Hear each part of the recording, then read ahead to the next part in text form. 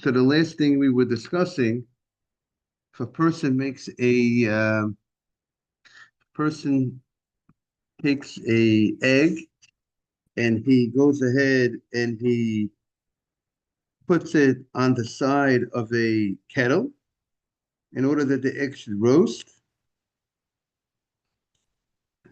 The Mishnah states the Gemara states that there will be a chiyuv of chatat. The Gemara states that for such a violation, a person does that, they would be obligated a chatat, a sin offering, because it's a Torah violation of Shabbat. So if he does it unintentionally, he'll do a sin offering. That's what the Gemara said. Because the Mishnah did not state that it's a biblical prohibition. The Mishnah just stated, "Good morning, Ronnie. Welcome back." Good morning, Rabbi. Thank you. The Mishnah just stated you can't place an egg on the side of a hot kettle in order that it should roll. And we said that means that it's a certain that roll means that once it's slightly roasted, the egg, it's already able to become a little harder. It's not as soft. It's able to roll, and therefore that's called. We said that's called a cooking. It reached the level of cooking. That's how some understand it. Some understand it that also it's teaching us the novelty is that not so much that it's considered cooking, but that it is that the fact it's a derivative of fire. It's not directly from fire, and that's also something that's a derivative of fire has the same halachic status as the fire being heated from the fire itself. The same way you can't get a heat from fire, you can't take a pot and cook up the food from directly on fire. You can't go ahead and take a pot and cook it from another pot that was heated from fire, right? You can take an egg, put it against a pot that was heated from fire, even though the egg is not being heated by fire, but it's heated by a derivative of fire, but it has the same status. That's the chidush. Those are the two possibilities of what we're trying to prove, that either that's called cooking, or that slightly roast is called cooking, or we're proving that the derivative of fire is like fire. And the Gemara said, and yesterday we said that the Gemara brought a Mishnah. That's what we said yesterday on 39a, where the Mishnah stated that anything that came b'chamin before Shabbat, which Rashi explained, anything that was cooked before Shabbat, you could soak it in hot water on Shabbat, and there's no concern of soaking it, even though you could say, let's say it's Rashi says gave the case, let's say a salty food that was cooked before Shabbat, you could place it into a boiling hot pot of water because not that it's on the fire, because that would be, that look like cooking, but because once it was cooked, we're going to say once cooked, ein bishul acha bishul, right? The fish, which is the dry solid item, once it cooked, it's not going to be, it's not subject to re-cooking. And anything that was not placed cooked before Shabbat, we said you could go ahead and rinse it with hot water, but you can't soak it in hot water, because we said, the rinsing with the hot water would not cook it, and except now the question is, what is this? If you're putting hot water on it, the fact that it's hot water, there is the concern is the pouring of hot water won't cook anything, it won't cook a certain amount. So when we said you could go ahead and place this raw food, you can't place it into hot water, but you could pour hot water onto this. Is this hot water a klisheni? This hot water, what is this hot water? the hot water klisheni. That means it's water that you poured from the kettle into a cup, and then you could pour that water onto this raw food, not soaked of, but you can't actually pour water from the original source that was from the tea kettle itself onto raw food. Is that what the Gemara means? So that's the question. What is this hot water? Right, you listening, everyone? What is this hot water that we're allowing to you to pour on top of raw food? What is the case of the hot water? Is the hot water in the original in the tea kettle itself, in the original source, or was it poured into a cup, which then it's a klisheni, which is now not as strong as the original, because the walls of the utensil cool off the water, and now you're pouring that water onto this raw food. So the early commentators, the Rishonim, argue regarding this washing that is allowed on Shabbat on a food that's not cooked. Some say you could even use the original tea kettle, because they will say that pouring from the original source, you didn't put it into the tea kettle, you didn't put it into you poured it from the original source. Will not cook. And however, there are others that say that pouring from the original source would cook a little bit, and therefore you would not be able to go ahead and pour from the original tea kettle onto this solid food that wasn't cooked before Shabbat. Rather, the Gemara is talking about pouring from a second utensil, from the klisheni, you could pour onto this food. So therefore, it comes out when the Mishnah forbade us, according to this opinion, when the Mishnah forbade us to soak the raw solid food in hot water, it means you can't soak raw food in a kli sheni. And what will be the reason for it? Even though we say in many circumstances that the kli sheni, the second utensil does not, meaning not the pot, not the kettle itself, but the thing that you poured into does not cook, but it looks like cooking when you place the food into that kli sheni. So therefore, that would be a problem. Now,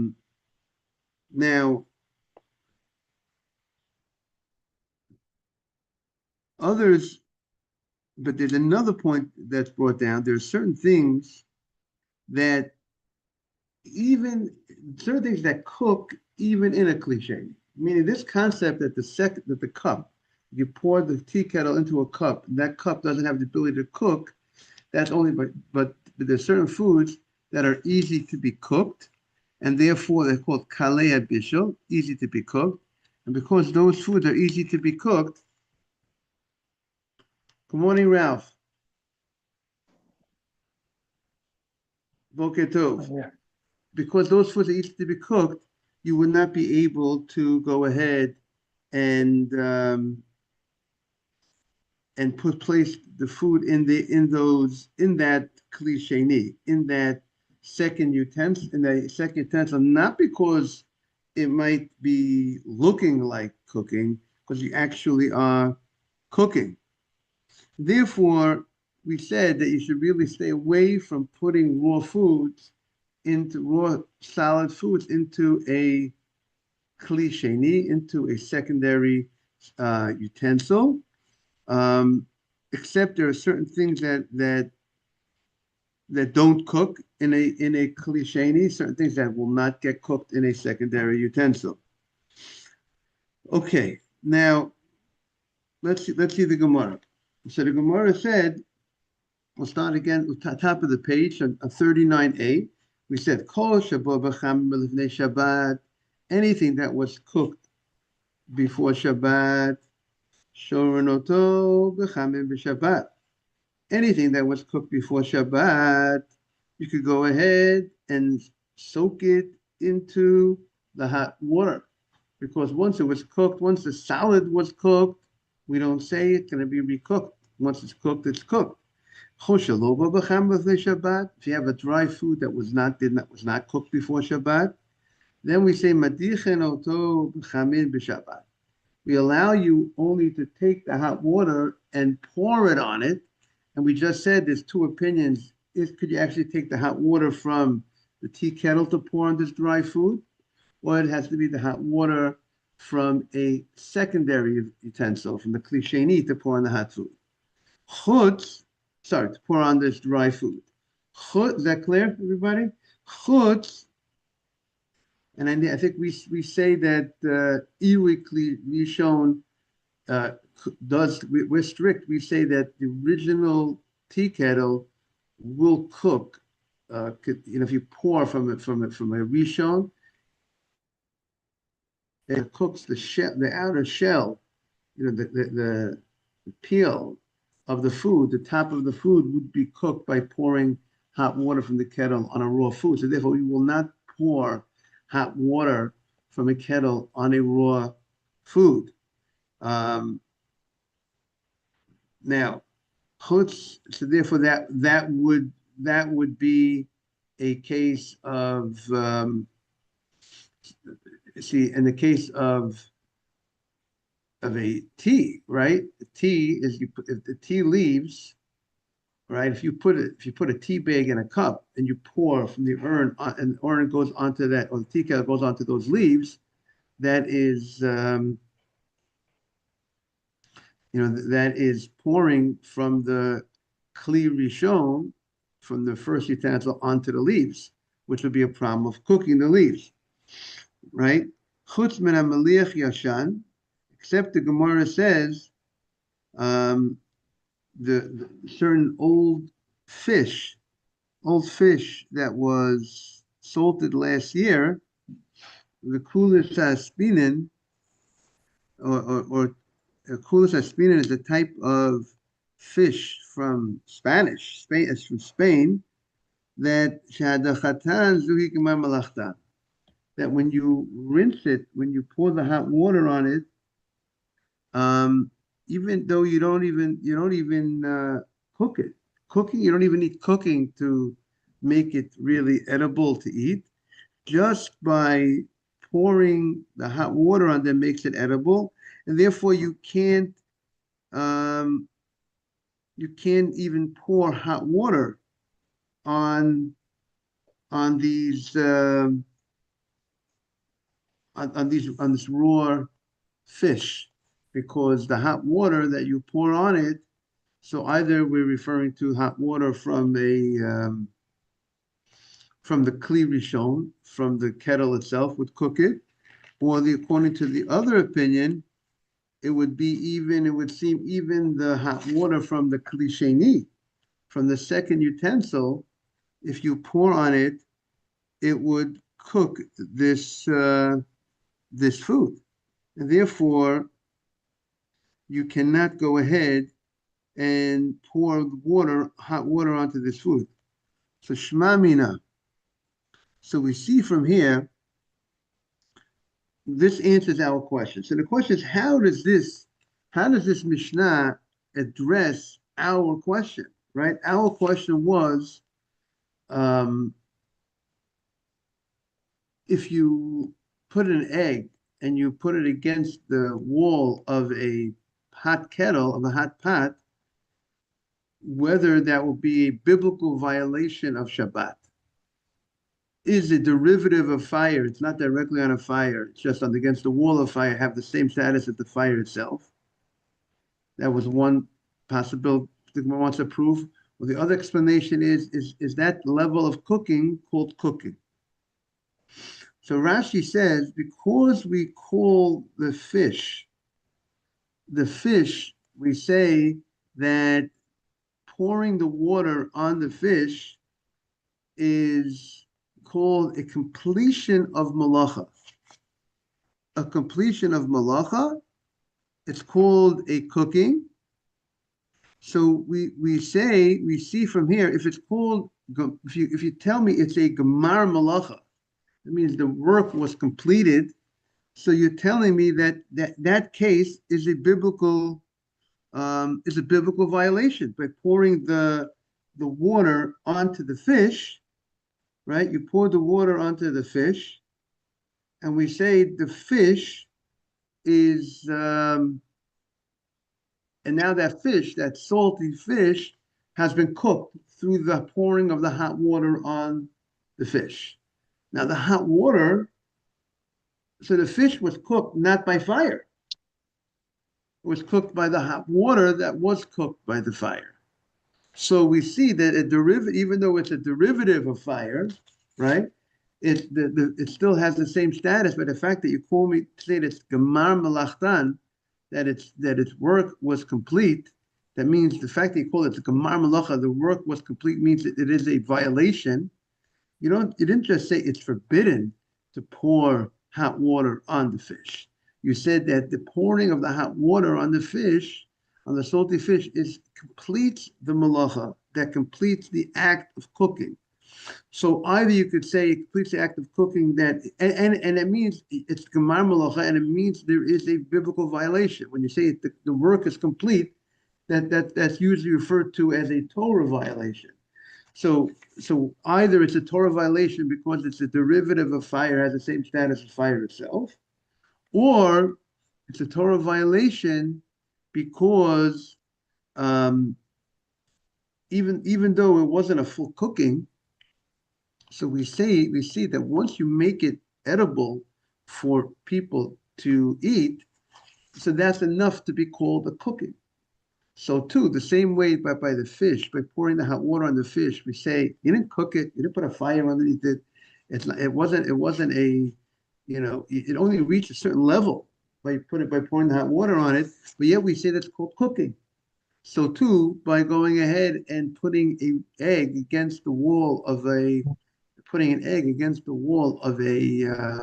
tea kettle, of a hot pot, that's also once it reaches the level of rolling, that it's a little bit roasted, that's also called it reached a level of cooking, and you would be in violation for that. Is that clear? The same way that we consider the washing of the fish a cooking because it prepares it for eating, you can learn the little bit of roasting of an egg, that by putting it next to the wall, which makes it now more edible to eat, would be also considered amount sufficient to be violating the Shabbat. Because really, an egg is really fit to be eaten without any cooking, right? Some people eat raw eggs, but it's only fit not easily to be eaten raw. And so you don't need to, the fact that it's easy to eat raw, good morning, Asaf, without anything, you don't need to do too much to really make it really edible. So therefore, the little bit of roasting of the egg is enough to because that's the cooking. That completely makes it a bit ready, so to speak, for consumption. And according to the other pshat, the Gemara is proving that washing fish in hot water, which the hot water is the derivative of fire, is considered a biblical violation. So too, roasting the fish against the wall of the hot pot, which is also considered which is a derivative, will also be in Torah violation. Okay. Now we said that maybe we have a nice crowd on the Zoom. We have a great man here. Maybe we'll mention over here, we spoke about the tea yesterday, right? We spoke about the tea based on our Gemara, right? Our Gemara says that something that was not cooked before Shabbat, if you have a food that was not cooked before Shabbat, let's talk about the tea leaves, it's not cooked before Shabbat, you can't soak it in hot water, right? And the question is,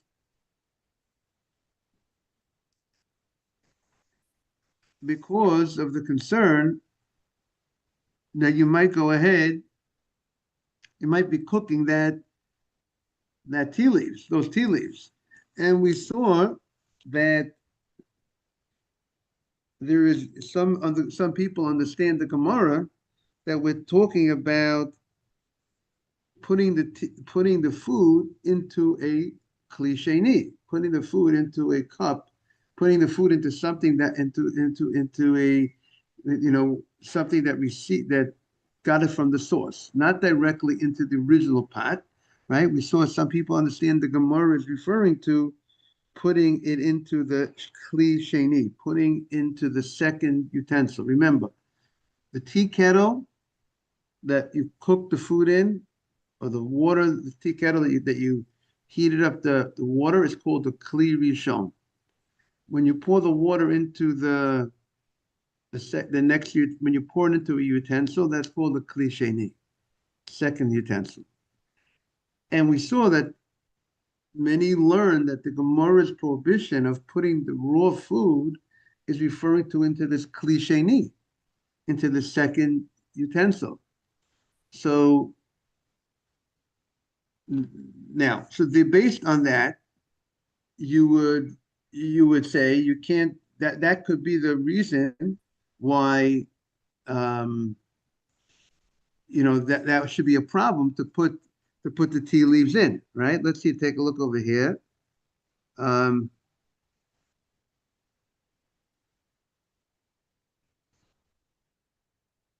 Now,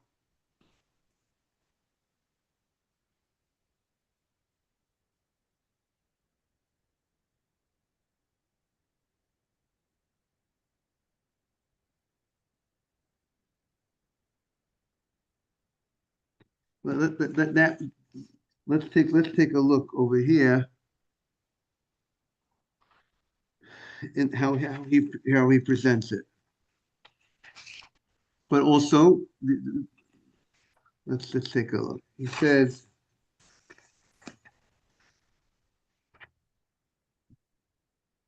making tea.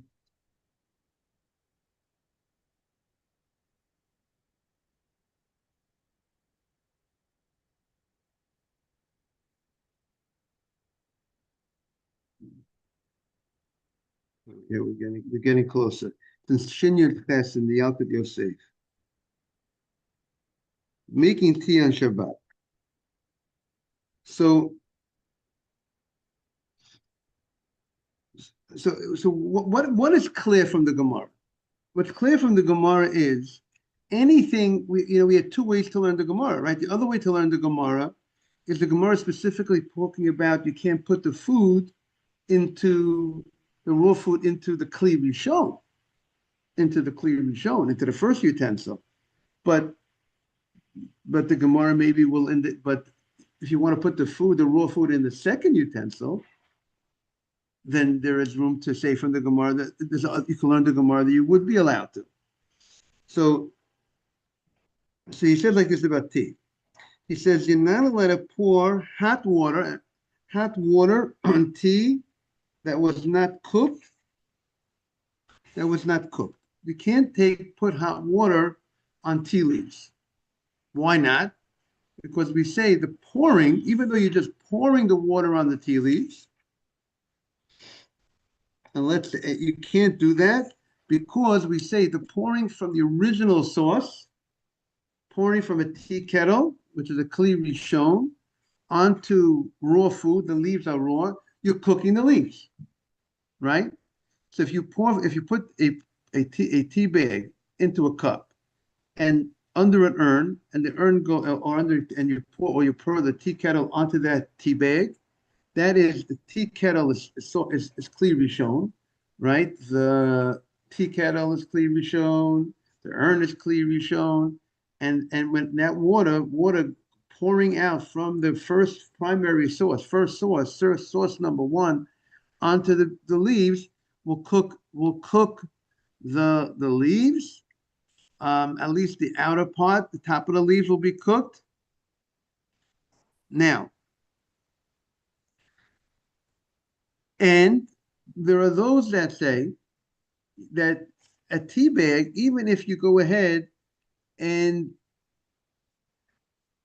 put the water from the tea kettle into cup number one, right? So now cup number one is called kli sheni. Is that correct, Anna? The cup you poured into? because the urn or the tea kettle is called kli rishon. It's the first utensil that's involved here. The cup is what? The second utensil. So now if you put into the cup, and now you're going to say, okay, the cup is a kli sheni. And if you'll learn the Gemara that the only prohibition is putting the raw food into the original kli rishon, but there's no problem putting the food into a kli sheni.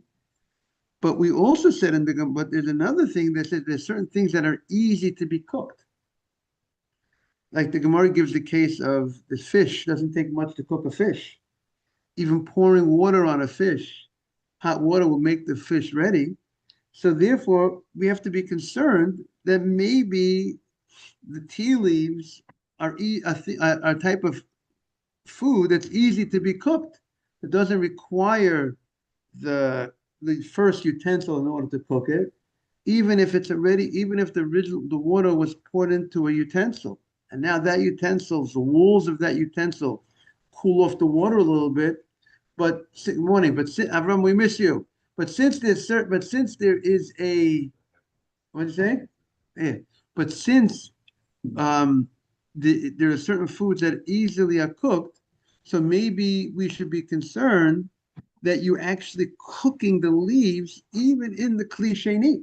It's one of those things. It's like there's the ideal way. Ideally, you steep it for 4 minutes. Ideally, you probably cook the fish for more. But even if you did it even if it was just a rinse or even if it's just a short moment, it still does something. Right. The still makes it doable.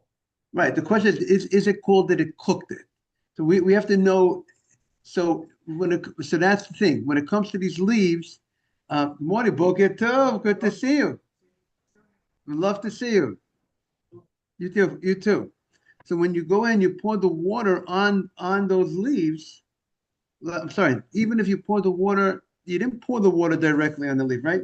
Pouring the water onto the leaf from the kettle is worse than pouring the water from the kettle into a cup and then putting the leaves in. But still, right? Because one's called pouring from first utensil, called Ibragimov rishon, and one's called second utensil.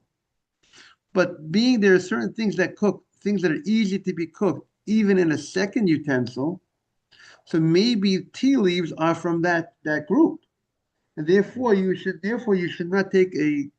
not pour hot water into a cup, and then put the tea leaves into that cup, because maybe that's doing a cooking on those tea leaves. First, even if you put the water from the tea kettle into the cup now is kli sheni. That's the second utensil. That's the second, right? The first utensil is the tea kettle. Right. So because there maybe the kli sheni, because maybe the second utensil has the power to cook these leaves, because maybe the leaves are from the things that are easy to be cooked. Therefore, he says, in order to avoid that, just cook the leaves before Shabbat. How do you cook the leaves before Shabbat? Oh, he's endorsing your way. He's endorsing the old-fashioned way. Cook the leaves before Shabbat. Now, again, the other way to do it, if you don't cook the leaves before Shabbat, then you just use a called kli shlishi. Oh, right. We're going to see about the kli shlishi. Therefore, what should you do to avoid it? Either you prepare the tea, you already cook the tea leaves before Shabbat. We'll see what he's going to talk about that. Or the other way is you have the urn or the tea kettle, and then you have 2 cups in addition to the urn and tea kettle. You pour from the tea kettle or the urn into cup number 1. Then from cup number 1, you pour into cup number 2. So cup number 2 is the third utensil. It's called the kli shlishi. And then you put in the tea bag into that second cup. And therefore, when you put the tea bag into the second cup, kli shlishi, the third utensil, we say it's not going to cook. Right? You have to wait any time to do it, or you can do You it don't have to. immediately? You don't have to wait any time. Okay. Because as long as because the walls of each cup, the walls of cup number one and the walls of cup number two cool off enough, we consider that enough that you don't have to wait any time. So he says, um,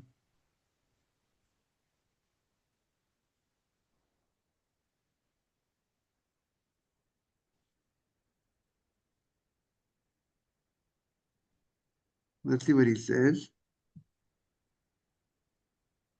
He says, if a person wants to make tea on Shabbat, and he didn't cook the leaves before Shabbat, pour first the hot water into cup number one, and then pour the liquid into cup. Then he says, oh no, he says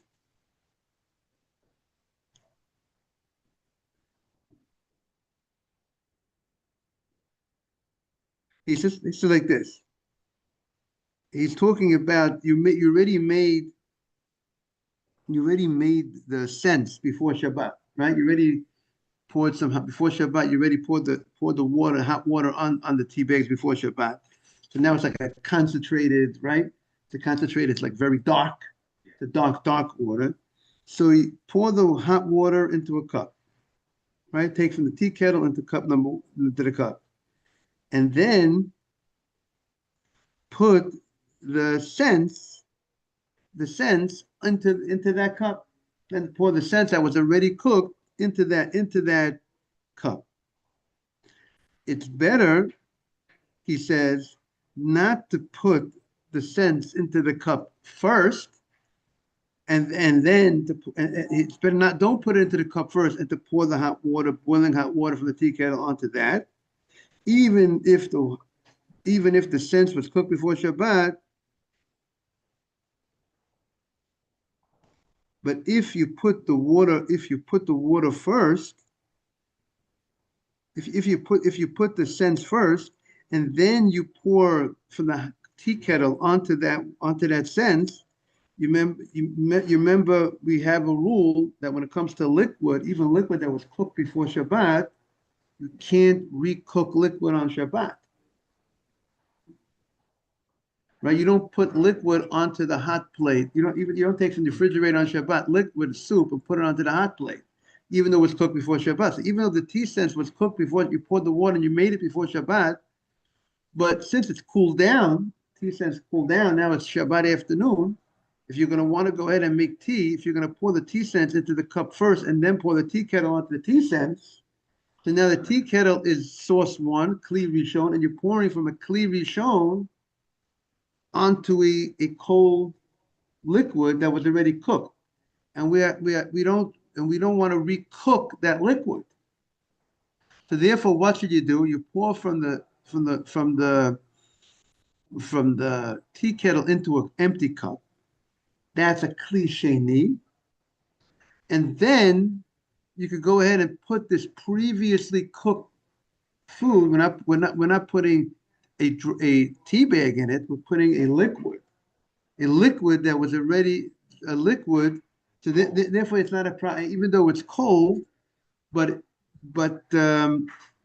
we say what I recall is that it's interesting that by water we say that even though we said we should be strict, do things with a Kli Shlishi, but water, what I recall, is not subject to that. You don't Kli Sheni is enough for water.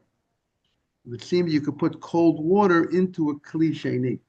You can't we say don't put solid foods into a Kli Sheni because we don't know they might cook. There are many things that are easily to be cooked even from the Kli Sheni, from the cup, from the first cup was Kli Sheni. But water is one of those things that we say is not subject to that. So therefore, once it's a Kli Sheni, then good morning. Then you could pour the tea sense into that, into that cup. So he says, therefore, we have to be concerned of the problem of cooking. If you would put the tea sense that you made before Shabbat on Shabbat into the cup and directly from the kettle onto the tea sense, you should not do that. Now, What about instant coffee? Is it the same Right, thing right, as? right. Instant coffee, he's gonna talk about the coffee also. Hmm. Because the coffee being that the coffee was already made before, was Right. already cooked before Shabbat. Right, Well, like you said, but it's the coffee is not a. If we consider the coffee not a liquid, see the question is the coffee is then with some people the way some people make the coffee is they do the same thing, Ralph. Some people actually pour the water into the cup, from the tea kettle into a cup, and then they add the coffee stuff. Now we're not talking about coffee. We're not talking about coffee beans, right? Because grains. coffee beans were not cooked. No, And since coffee beans is not cooked, it's instant coffee. right? But he talks about. We're going to see what he says about the coffee. Maybe we'll look at it. Maybe for Monday we'll see what he says about instant coffee. But the instant coffee, which is already cooked before Shabbat. So I was with Rabbi Beryl Feinstein, Moshe Feinstein's grandson last night, and I asked him about the coffee, how his father made coffee, or how according to what Moshe would say about coffee. What he said the way they would say to do it is to pour the water into a cup, and then you could put the instant coffee into that cup. Right. So the instant coffee is cooked already. So now right. So now the question is what the discussion. What would be the reason why? Why would we be more strict? Why should be the problem? Meaning it's already cooked. Now, but again, if we consider it totally like a salad, so it shouldn't be a problem, right? To put it in, but if it's a liquid, right? We said if it's a liquid like this tea sense, we said a liquid where we can't pour directly onto tea sense. Even though the tea sense was cooked before Shabbat, we can't pour from the tea kettle onto the tea sense because we're afraid because a liquid that was once cooked can be what? Can be recooked. And therefore you can't pour from the best thing, by the way, is you always, things that weren't cooked before Shabbat, always use a third utensil. Things that we cooked before Shabbat, so far we're seeing use a second utensil. It is more lenient, right? Okay, we'll see more about coffee next week. Have a great day, everybody. But shalom, You too. Have a beautiful Shabbat. you too. Take care, Asaf. Take care, Ronnie.